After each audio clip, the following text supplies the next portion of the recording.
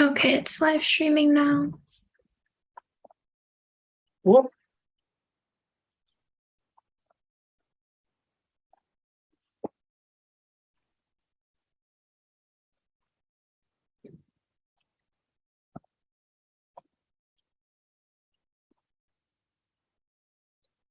I'll start 5 minutes past 4, so I'll start letting them in and do like a quick intro, but I won't actually start until 4:05. Makes sense. Okay, I'm going to emit all now.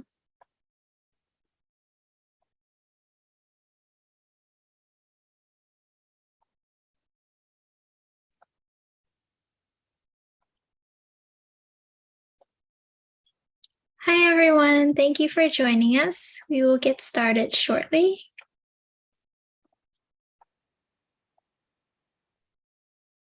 In the meantime, we shared some links in the chat that you're welcome to look at. It has our application page. It links to our LifeSci NYC Internship webpage, which talks more about our program, as well as the list of academic opportunities, our office hours link, and you're more than welcome to join our meetup and our email information.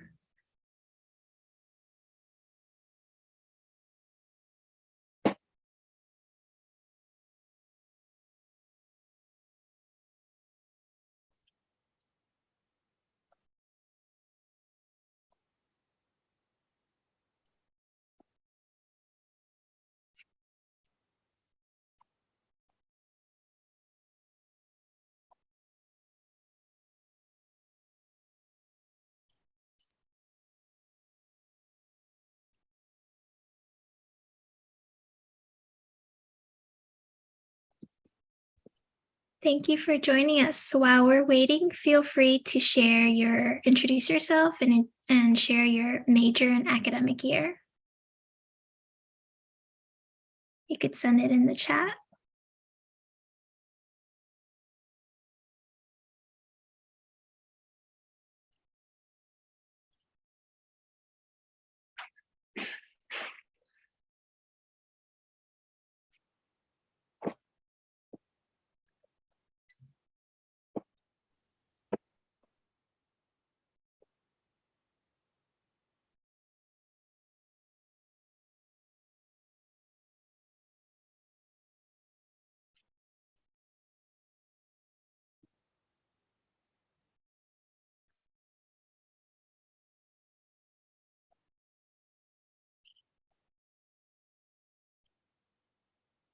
We have Hafsa, a junior at Macaulay Hunter College, human biology major. Nice to meet you. Thank you.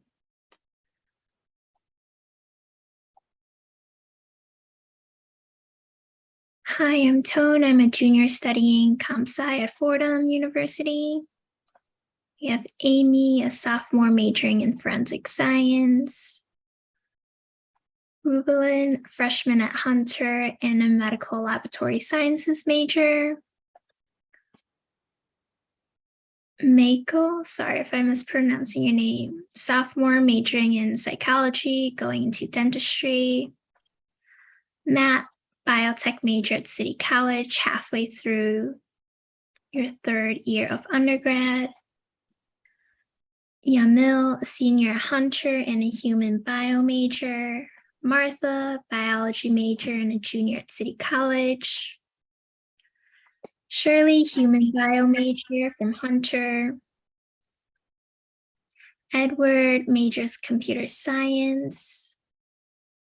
Samaya, a business major at Brooklyn College, class of 2026. Carolyn, first year MS student in biomedical engineering at Columbia. Abhi, doing MBA at Cornell Tech. Amir, junior at Columbia, studying in chemical engineering, BME minor. Shanice, freshman studying psychology at Johns Hopkins. Gabrielle, majoring in anthropology, but looking to switch to environmental science. Naran, psychology, senior at Hunter College. Catherine, senior biochem major at Stony Brook. Ole Inca, biochem and junior at City College. Kevin, major in computer engineering and second year at City Tech. Joyce, senior at Stony Brook, majoring biochemistry. Catalina, sophomore at Stony Brook, majoring in bio. Faharna, junior year, majoring in computer science at Queen College. Cecilia, major in bioinformatics at Hunter, a lower senior. Great, thank you everyone for introducing yourself. We appreciate it. So it's 4:05, so we'll go ahead and get started. Welcome to our info session. We are the LifeSci NYC Internship program. Throughout this presentation, if you have any questions, feel free to write it in the chat. We'll answer all the questions at the end. You'll also have the opportunity to ask any questions out loud or by using the hand raise option on Zoom. So we'll go through our presentation first, and at the very end, we'll do a Q&A session. We'll also be sharing this presentation via email, and you have access to a recording of this presentation. So I'm going to go ahead and introduce myself. My name is Sally. I am the program manager. With me today, we have Sharon Kaplan. She is the senior program director. We also have Evan Ross, who is our program coordinator. I will start off by giving an overview of this program, and then we'll continue on. And just to let you know, this presentation is being recorded and live streamed.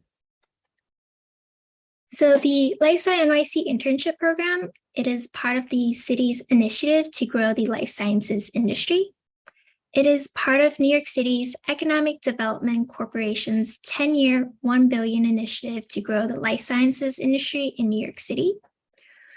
We offer paid positions. We have a paid 10-week summer internship for both undergrad and graduate students in either the science track or business management track.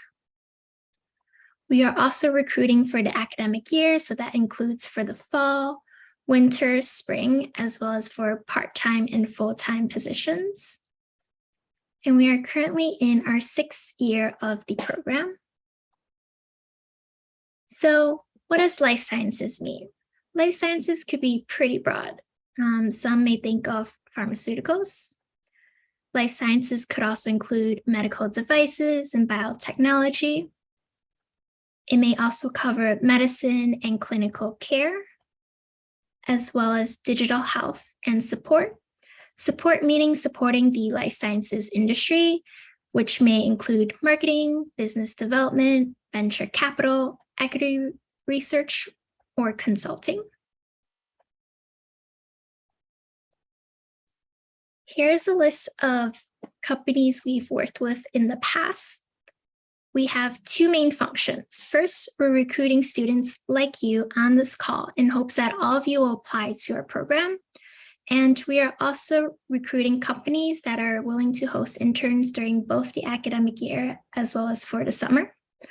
Over the course of 5 years of this program, we've worked with over 120 companies that are in a wide range of roles in the life sciences industry, and we are always out there looking for more companies. To date, we have placed nearly 600 college and graduate students into paid internships at 150 life sciences companies and nonprofit organizations in New York City. We currently have about 70 open career-focused internships at a variety of companies, with more coming in all of the time. So this is a single location where you just have to complete one application and you have access to job listings at multiple companies. Essentially, we are doing all the research for you, so you don't have to go out and figure out which companies are hiring. We're making it super easy for you, and our application process is streamlined for our applicants. Here's a graph of the life science companies we've worked with. These companies range from startups all the way to really large companies such as Pfizer's. We've divided them up into categories. We work with companies that cover pharma, biotech, and diagnostics field. We also work with companies that are involved in digital health and health tech, as well as nonprofits and foundations. We also work with finance companies. We partner with hospitals, academic medical centers, as well as healthcares. And we also work closely with research foundations, as well as marketing, data analysis, and consulting companies. We also partner closely with incubators and accelerators.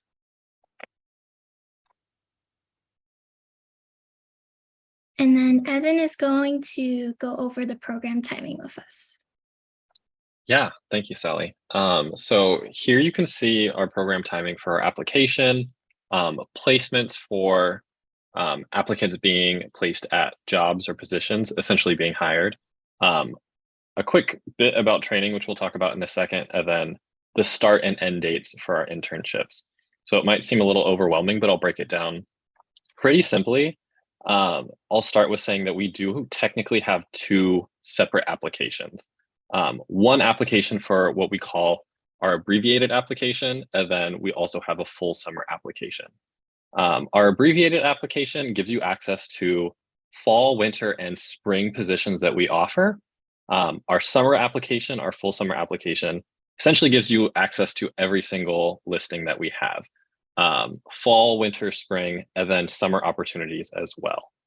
So we kind of call this our upgraded application because essentially it is our basic abbreviated application, plus you have access to our summer listings. So the only thing you really have to pay attention to for the deadlines is that March 31st final deadline, which is the last day that you can submit a summer application through our portal. We do have a second deadline that we call our early bird deadline for December 31st. This deadline is pretty much for you to make sure that you have access to all of the opportunities that we have available. This kind of goes with our placement process, which is typically on a rolling basis. Almost all of our companies are hiring at different time periods, depending on if they are looking for an immediate hire, someone in winter, someone in spring, or someone in summer. So essentially these positions will open and close at varying times throughout the year. So that December 31st deadline is to make sure that you can see as many of the opportunities that we have as possible, and that you have the chance to actually apply to these before they close or before another applicant is potentially hired. So I'm going to draw your attention back to the placement side. Like I said, summer and non-summer placements are really on a rolling basis. It depends on the company, it depends on the position, when they're hiring, and who they find for the position.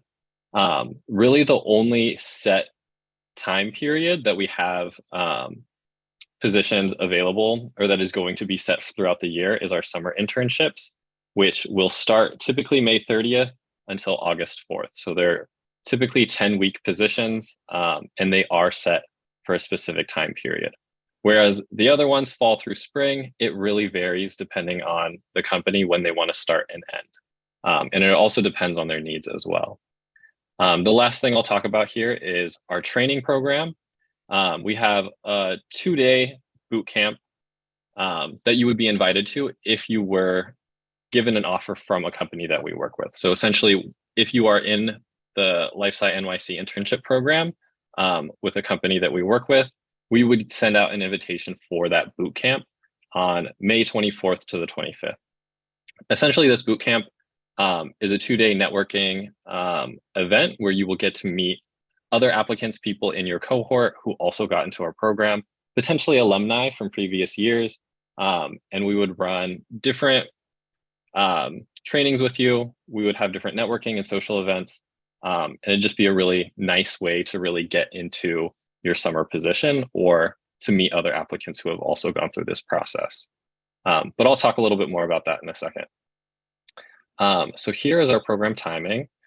A bit about the eligibility, just to make sure that we are all eligible here, or that you understand what the eligibility is. You must be legally able to work in the US. So this means you're either a US citizen, you're a permanent resident, a DACA participant, or if you're an international student or someone with a work visa, that visa has to be allowing you to work without sponsorship. So typically we have international students working with F1 visas that can apply either through CPT or OPT. But if you do need sponsorship, unfortunately, that makes you ineligible. But most people should be eligible just based on that. Otherwise, our second major eligibility requirement is that you are enrolled in a college or university in New York City, or that you are a New York resident, a permanent resident enrolled elsewhere. So for instance, if you live in New York, but you are attending college somewhere else, you're still eligible because we are trying to keep students and applicants within New York City. So if you're a recent grad, 2021 and later, and that applies to you, that you are either enrolled in a New York City university, or you are a current resident, you are still also eligible for application. The last thing that I'll mention about our eligibility is that we do require a 3.0 GPA minimum. However, if you do fall below this 3.0 GPA requirement, there is an option for you to kind of give some context as to why your GPA might have been lower, either potentially some life event, some circumstance that might have prevented you from having a higher GPA, anything like that. If you can kind of give us some context or a reason why your GPA is lower, we'll definitely consider that, and we'll still consider your application. So again, if you're not above a 3.0 GPA or at it, you can still feel free to apply. Just make sure that you have some kind of context for us so that we understand why it's lower. Beyond that, Sally mentioned that there are essentially two sides to our application, or two sides to what we consider the life sciences. So we have the science track, which is more typically what you think of when we hear life sciences. So these are biology related positions, research related positions, anything to do with chemistry or biochem, biomedical engineering, computer science, data analytics, and then regulatory and other life sciences. We have that field there because there are so many other positions that we could put, or so many other fields that fit under the science track, but there are a lot. And we'll show you a list of what this could mean in a second. On the management track of things, this is more of the support side that Sally mentioned. Positions or jobs that are more supporting the life science industry as a whole.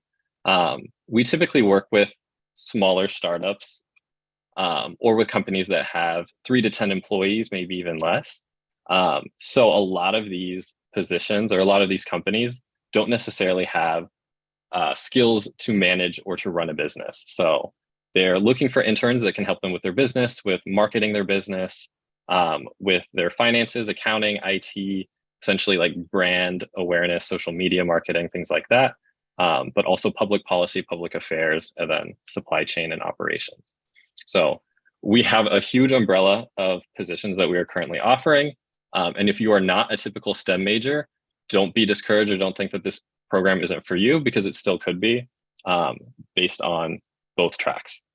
And like I said, here are just a few of the many job listings that we have, or the titles for these job listings. And you can see some very common ones that you might see as you scroll through our application. We have chemical engineering, biomedical research interns, or just in general, research and lab tech positions are very common. Clinical assistant, computational biology, chemistry and machine learning, bioinformatics, the list goes on and on. You can read through this real quick. On the business side of things, or the business track, we have a lot of business development intern positions, data analytic fellows, development intern positions, market research intern positions. There's some social media and outreach intern positions, marketing, and then things like that. So I'll give you a second just to read both sides. But again, this isn't really a full list of all the opportunities that we offer. You'll really have to create an application through our portal to see all that, because otherwise I'd be listing job titles all day. Beyond this, once you actually have a position, you're given an offer for a job and you've accepted it, you are technically officially part of the LifeSci NYC Internship program. At that point, you'll receive a lot of emails from us with networking or social opportunities, that boot camp that I was telling you about. You might be invited to tours or career panels that we host, intern talks. There's a lot of different opportunities and events that we host throughout the year that kind of help to bring together the LifeSci NYC community. So bringing like former alumni, people currently in the program, prospective students, kind of all together with people in the field scientists and people who are in these companies that we are placing in. So just in general, a lot of really cool social and networking opportunities that will kind of come after you have gone through our whole process. So be on the lookout for that if you get to that point in our application. And I think that's it for me. I believe Sharon is going to start talking about the placement process and overview, unless I've skipped something. Yeah, go ahead, Sharon. Thank you, Evan. So I'm going to go over the placement process and how that works. The first thing you're going to do is apply at this link here, and don't worry, you don't need to copy down that link right now. We are going to email everybody who signed up for today's presentation, and we'll send you a copy of this slide deck and also all the links that will be relevant and will be helpful as you're trying to apply. But anyways, here's the link to apply. Once you complete your online application, you will get access to all of our job and internship listings. When you see any that interest you and are a good fit for you, you can submit a tailored cover letter specifically for that company, for that role, to indicate your interest in that role. You may submit as many as you like. At that point, our team is going to do the first screen of your application, and if we find you to be highly qualified, we are going to forward your application to that company for their consideration.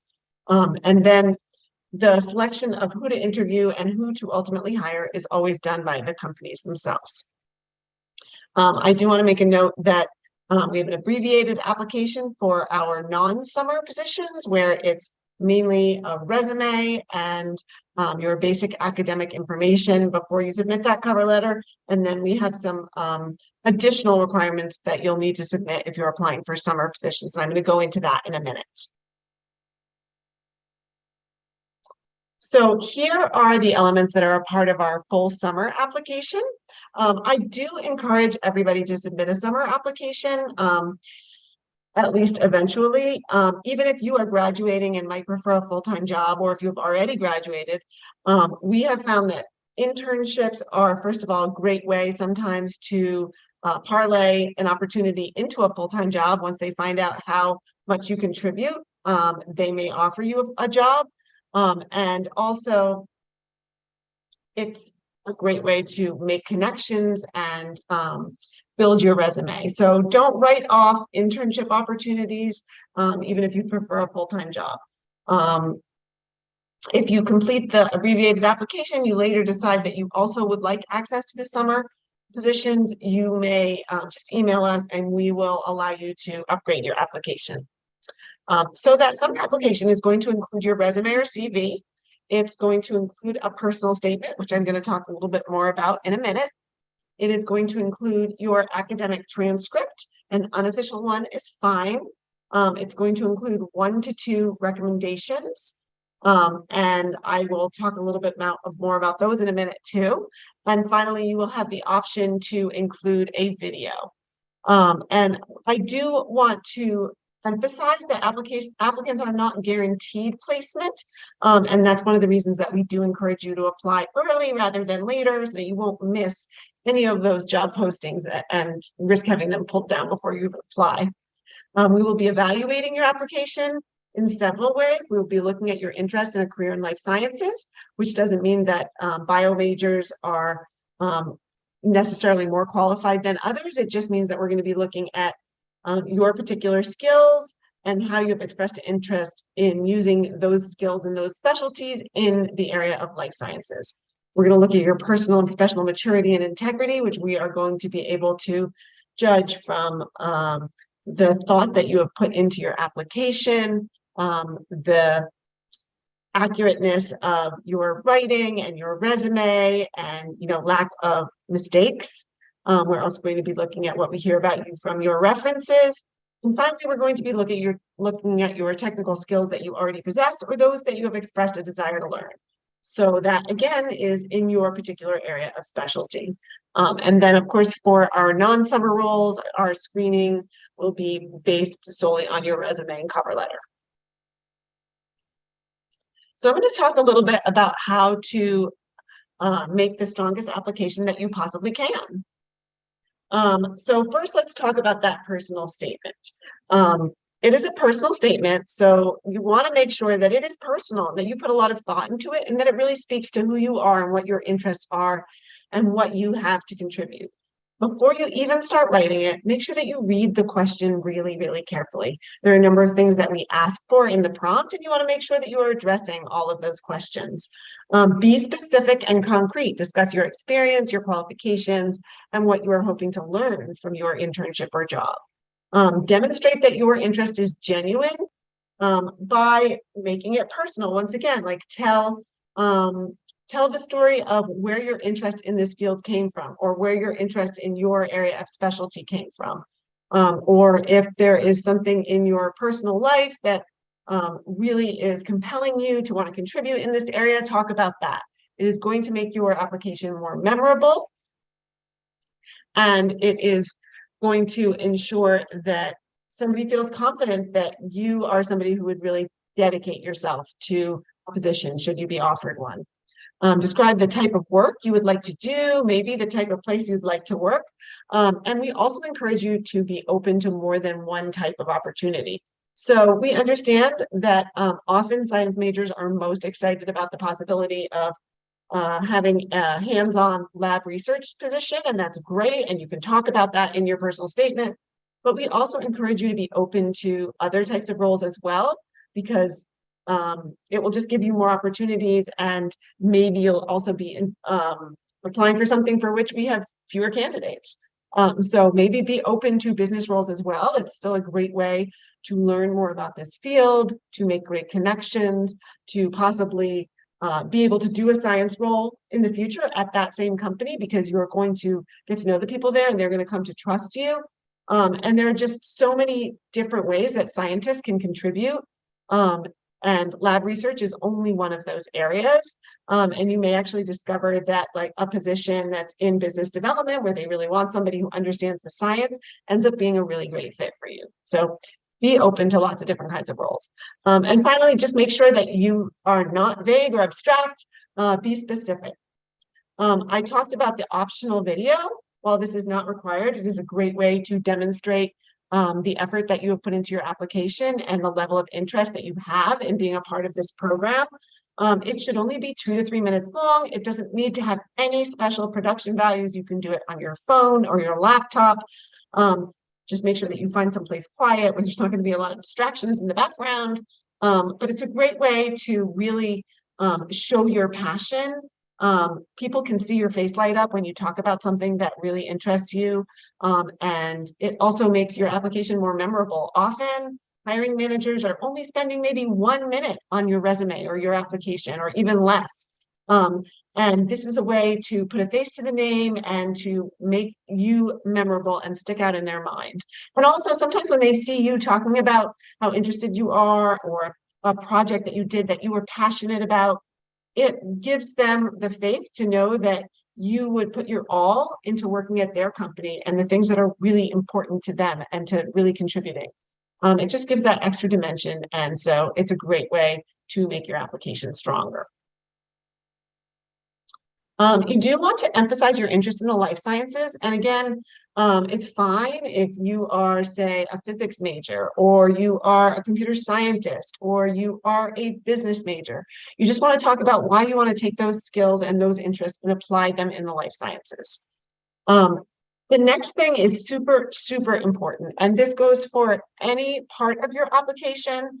And it goes for an application that you are applying for anywhere, not just to our program. But you want to really make sure that there are no mistakes in spelling, grammar, or formatting in any part of your application. So when you are writing that personal statement, for instance, we encourage you to compose it initially in an application that includes spell check, maybe even grammar check, something like Microsoft Word or Google Docs, and then copy paste it into our application. It's also a good idea to ask someone else to give it a once over. Sometimes other people can catch mistakes that you miss. Also sometimes helps to read it out loud and hear when a sentence maybe is missing a word. And I'm going to talk a little bit more about your resume in a minute and why you need to make sure that that's perfect, and all the things that you need to check on your resume. I mentioned that you are required, if you're submitting our full summer application, to submit the contact information for 1 to 2 references. Now, I want to emphasize that your reference does not have to be a professor. It's great if you can list somebody who can provide context to your interest in this program, but it is not absolutely required. Other great references could be coaches, they could be supervisors from a job, they could be an advisor from an extracurricular program, anybody who can speak to your character and work ethic, as long as it's not close friend or family member, makes an appropriate reference. Make sure that you ask permission to those people before you put their information into our platform, because once you press submit on that information, it is going to trigger an email to them asking them to fill out a form on your behalf. So you want to make sure that that does not arrive before they have agreed to serve as references. It's also helpful whenever you're asking somebody for a reference for a job, whether it's this one or any other, that you give them sort of a cheat sheet. Make it really easy for them to say relevant, great things about you, and tell the employer why you have the skills that that employer would be looking for. So give them a little information about this program. If, say, they were your professor, remind them about the projects maybe that you did in their class, give them a copy of your resume, and just talk about what you're interested in doing in this program and what your goals are, so they can be really specific when they're answering the questions that we ask in that reference form. So let's talk a little bit about how to make your resume as strong as possible. I imagine that most of you already do have a resume, but keep in mind that a resume is a live document, and you always want to be making sure that it reflects what is current. So even if you've already submitted your application to our program, we encourage you, anytime that you have an update to your resume, to email us the updated copy, and we'll make sure that we keep that most updated one on file. So here is a link, and again, we'll send you a copy of this slide deck, so you don't need to copy down this very long link here. But here's a link to an article that we think is really useful in explaining how to make those bullet points on your resume really strong and effective. Basically, when you are describing a project or a job you did and you're putting those bullet points, you want those bullet points to express what you did. So what was the purpose of the project, or what was the main thrust of your job? How did you do it? What methodologies did you use? Like, did you have to use certain lab procedures or certain computer languages? Or how did you go about doing that job? And finally, what did you accomplish? So what were the results? What analysis did you conduct? And that really shows that you know how to apply your skills in a hands-on way. Even if it's, say, a project and not a job in your relevant area, because this potential internship might be the first job or internship experience you have in your chosen area, it shows that you know how to apply your skills and that you would be able to jump in right away. You want to make sure that your resume showcases your technical skills. So generally, a resume for somebody with less than 10 years of professional experience should not be longer than a page. One of the things that you want to emphasize right up top, maybe right underneath your education section, is your skills. These ideally should not be sort of soft skills like organized, detail-oriented. These are things that you want to demonstrate through those bullet points, for instance, showing that you have done things that required you to be detail-oriented and organized, but otherwise it doesn't carry much weight. However, actual skills are something that often are the first thing that a hiring manager is looking at when they look at a resume during that first screen to decide who's in the let me look at them further pile and who's at the no, we're not interested in this person pile.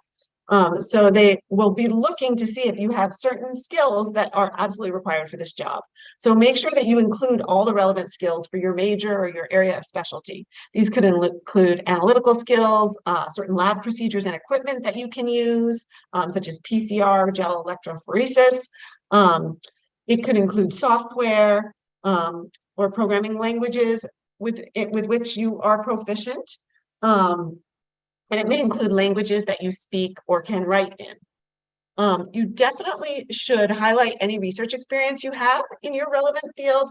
And again, if you don't yet have job or internship experience, include that relevant project section where you include some projects you did perhaps in a lab or in class.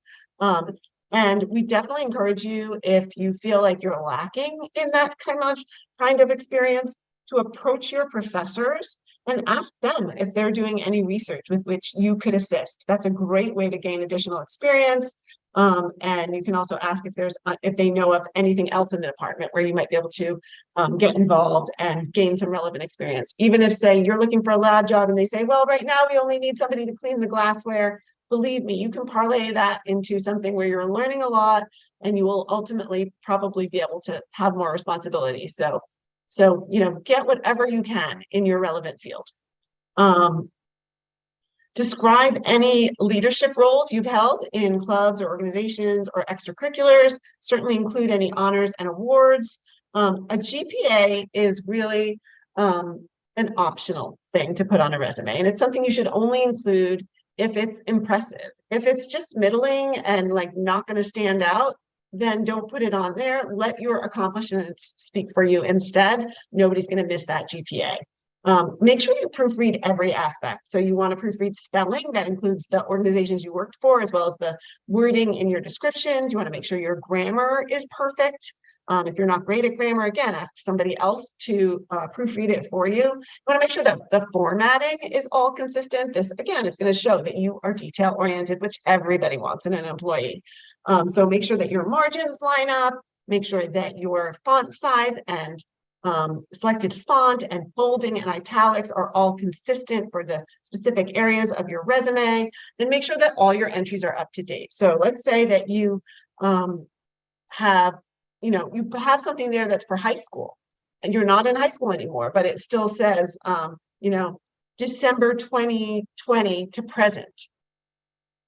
We might wonder if you have forgotten to update your resume. So always make sure that you're updating everything. And then finally, make sure that your contact information, check that more times than you can even imagine. Because if your contact information has a typo, even if you have the perfect combination of skills for a job and somebody would really be interested in potentially hiring you, if they reach out to you and the email bounces back or they get a wrong number, then they're just going to have to move on to the next person and you're going to lose out. So check that extra times. Again, update your resume frequently and send it to us anytime you have an updated version. So finally, the last piece when you're applying for a job, all those other pieces you are going to submit to our program when you submit your program application. The cover letters are going to come later, and those, you're going to look at those lists of jobs, and whenever you see a job or an internship listing that is a good fit for you, it's time to compose a cover letter.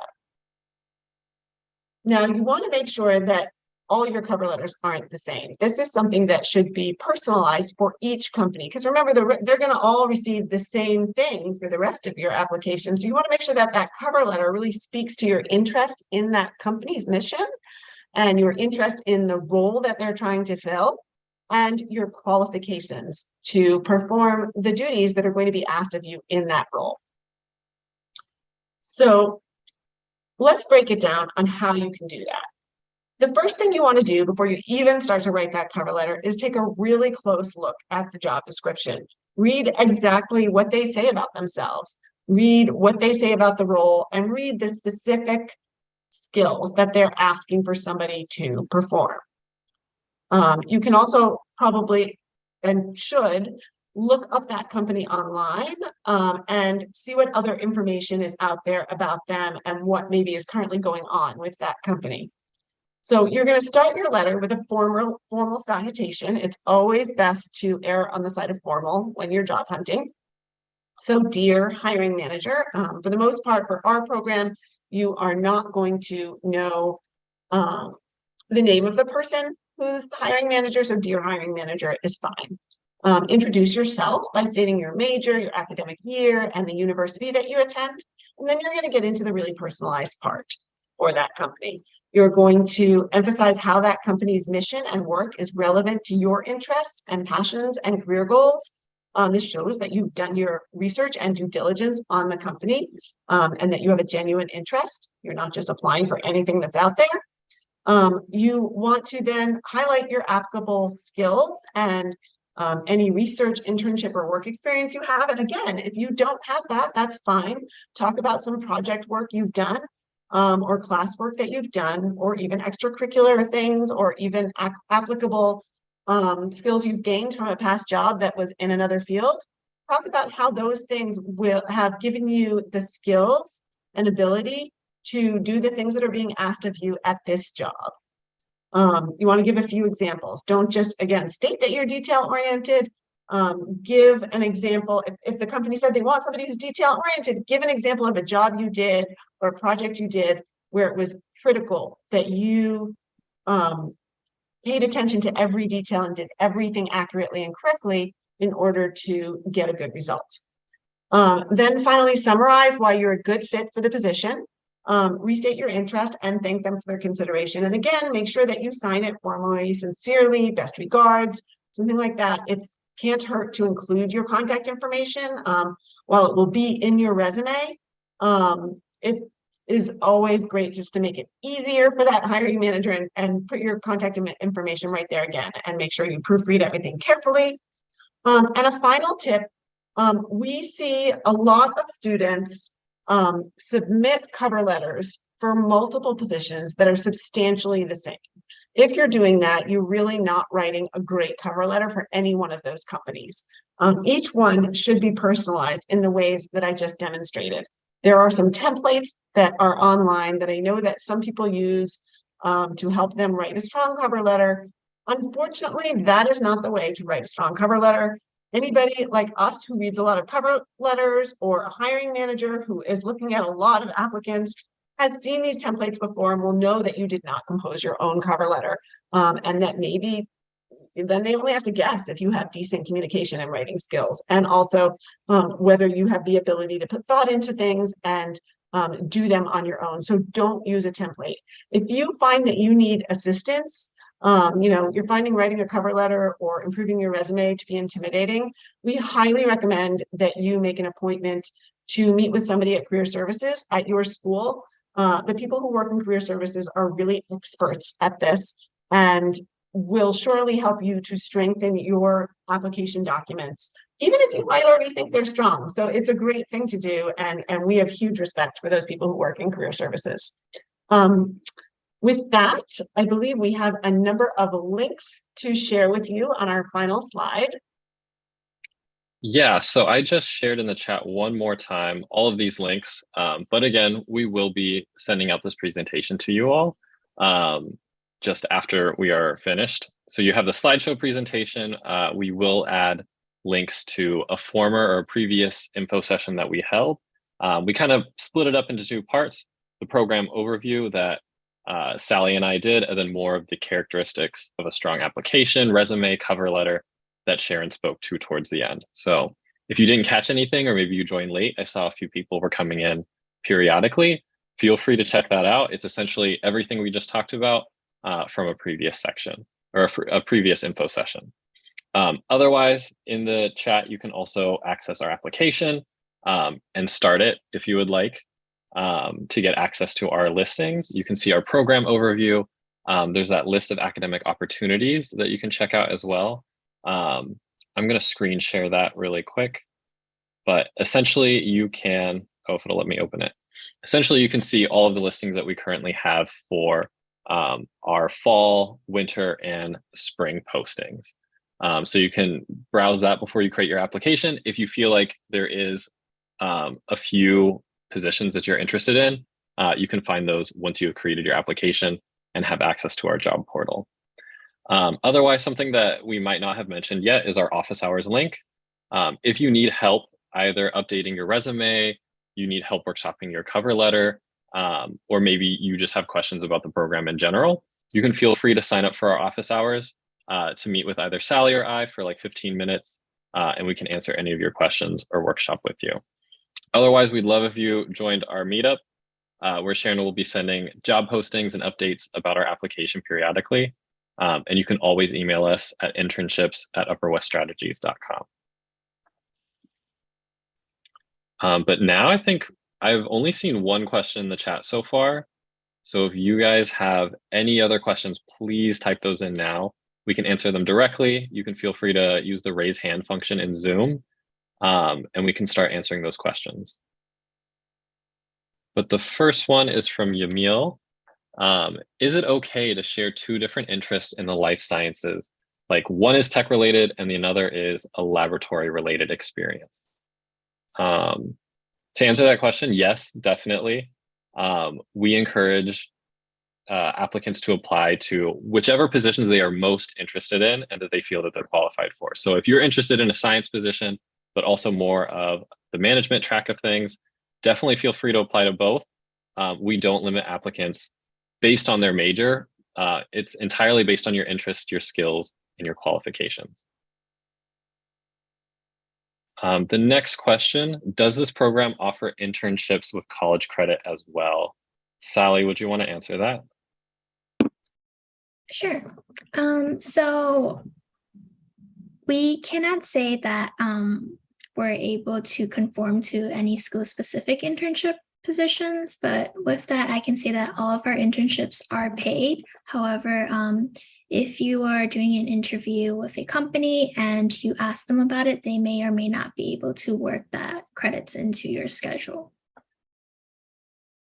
Yeah, we do recommend that you always check with your school to find out what their requirements are, because we aren't actually a party to that. And we know that some people have gotten credit in the past, but it's really something that you need to work out with your school or company. The next question from Ruelin is, can I use rec letters from high school? So I'm assuming you mean the same letters that you used to apply to college. If you are currently an undergrad and you're not a freshman, we would highly encourage that you use references that are either current professors, teachers, or people that know you in your college experience. But if you don't have any other options, high school rec letters could work, but typically you want to use people who know you currently in your current setting, whether that is as a graduate or an undergraduate. And that can be like PIs, people that you have worked under either in a lab, or maybe you've done research experience or projects for, or current employers, supervisors, people like that. And then Yamil asks again, so is it all right to include both interests in the personal statement in reference to their question above? Sharon, do you think you could answer this? Yes. When we say that there are two tracks to our program, the management track and the science track, you don't have to pick one or the other to apply to. And we actually encourage students to read through all the job descriptions, because we really think that you might find positions that are in the various areas that both apply to you. And you can apply to as many positions as you like, and they can be from various fields. And we also encourage you to talk about all of your potential interests in your personal statement. The next question is from Chanice. Also, sorry if I pronounce any of your names wrong, but what if you don't have your transcript when you decide to submit your application, like official transcript? I guess that depends on where you're at in terms of if you're an undergrad, a grad, or like a freshman, for instance. If, for instance, you're a freshman and you don't yet have an official transcript, you can upload your high school transcript as kind of like a placeholder. But once you finally get a semester's worth of credit and you have those classes for an official or unofficial transcript, we do ask that you email us with a PDF version of that so that we can upload it on your behalf. So like Sharon was saying, you want to keep your resume updated, but at the same time, anything else in our application, you want to make sure you keep as up to date as possible, including your cover letter. And then yes, your resume and transcript you can update regularly. You can also, if you're in your first semester of a program, you can upload what's kind of a transcript, but it really just doesn't show any grades yet. It really just shows the classes you're enrolled in, and that's okay as a placeholder too. And to add on to that, it's okay if you submit an unofficial transcript. We accept that as well.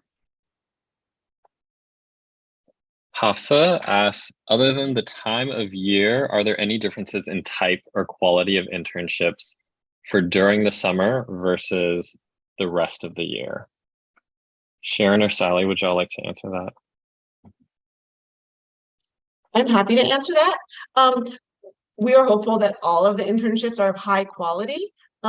Likely a summer internship is going to be full-time, so 35 to 40 hours a week, whereas an academic year internship, for most people who are currently students, they're not going to have 35 to 40 hours a week to devote. So likely it's going to be, you know, a different type of time commitment. Some might be 6 to 12 hours, some might be 20 hours a week. It depends. It's usually worked out between the employer and the intern. So it's a little different in that it's not maybe as intensive because of that, but often it might run for a longer period of time, you know, to make up for that. It's different. I wouldn't say higher or lower quality. It's just a slightly different type of commitment usually. And sometimes there are people who recently graduated or only have night classes, and they do work almost full time during the school year. So it just really depends. The next question is from Gabrielle. Are the academic opportunities positions, the Google Doc that we linked, the same positions that will be on the application portal? So yes, if you are applying through our abbreviated application, then those are all of the abbreviated opportunities that we have listed. So everything for fall, winter, and spring. Our summer positions, however, are not posted on that doc. So the only way you can see those is by creating a summer application, and then we upload those job descriptions directly to our portal. So again, that Google Doc that you have access to currently is only for our fall, winter, and spring jobs.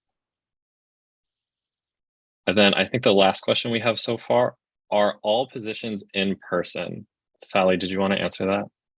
Yes, so the positions vary. We have a mixture of either in-person, remote, or hybrid. When you view the job description, it will most likely say which of the three options they are.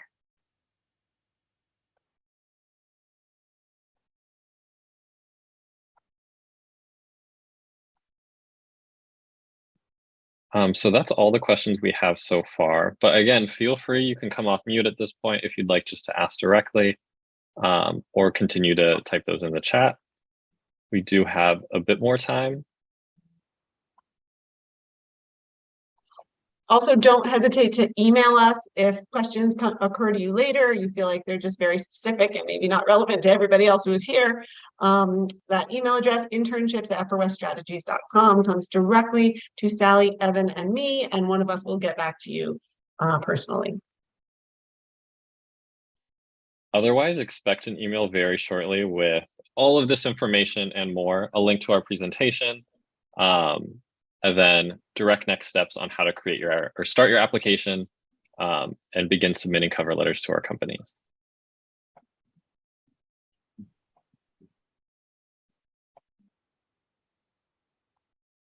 Thank you very much for joining us today.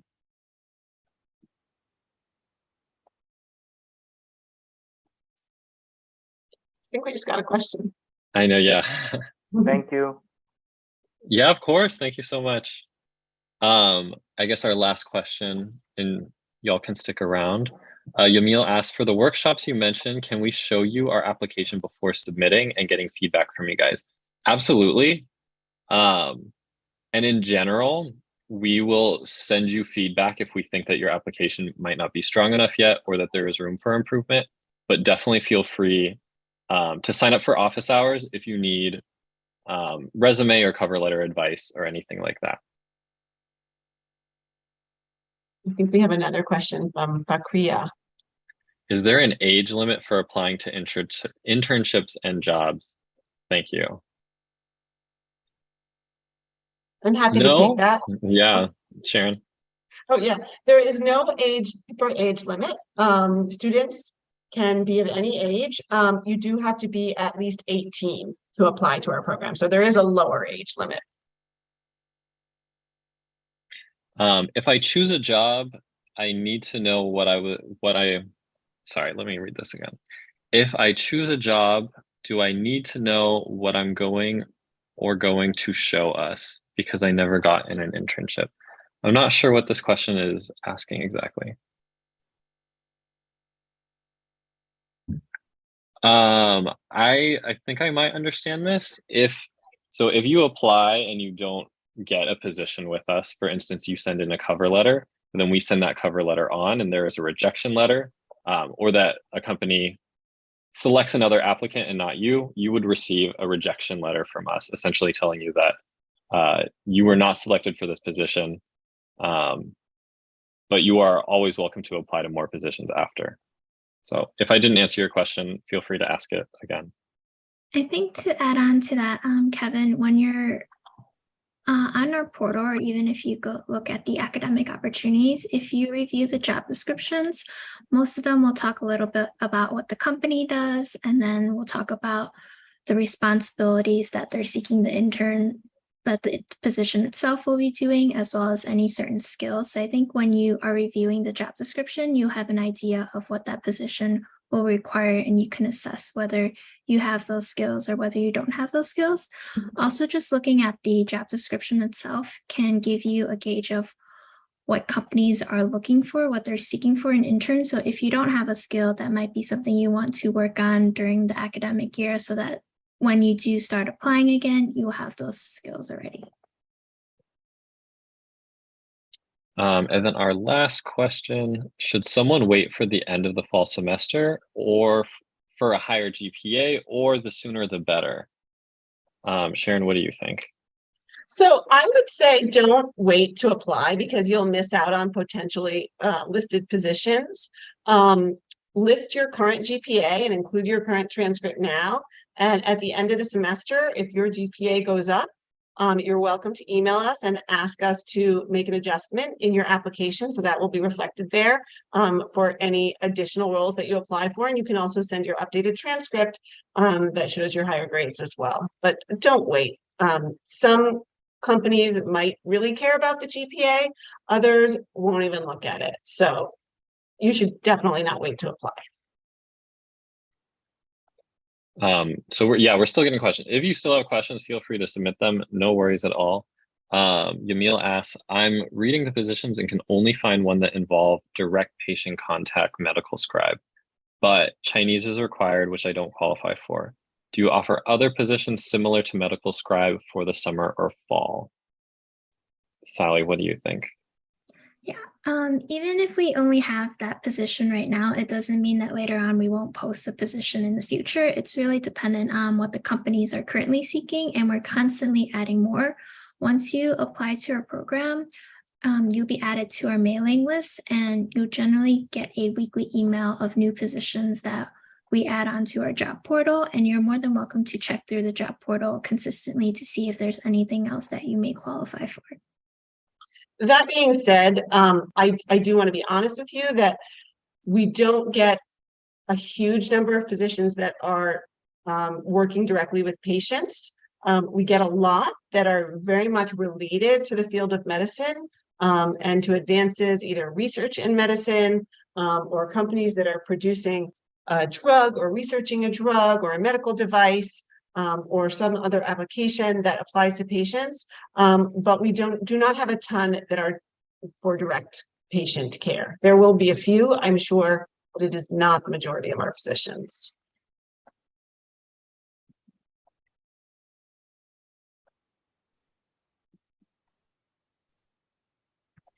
Yeah, of course. And thank you for everyone who has stuck around so far. Again, if we haven't answered your questions, feel free to email us. Otherwise, it was great presenting to you all. Thank you. Thank you.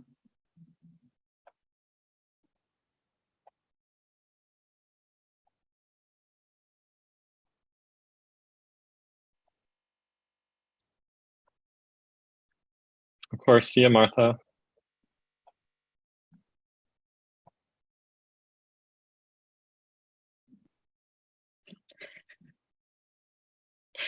Bye.